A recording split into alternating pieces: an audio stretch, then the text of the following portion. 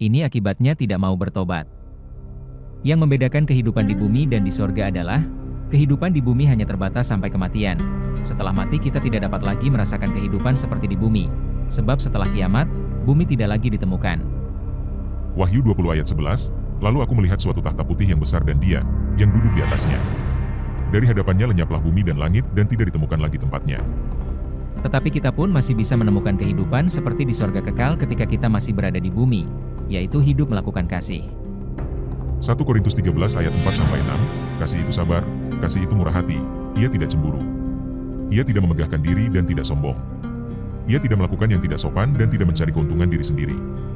Ia tidak pemarah dan tidak menyimpan kesalahan orang lain. Sebab kasih tidak menghasilkan dosa dan kejahatan.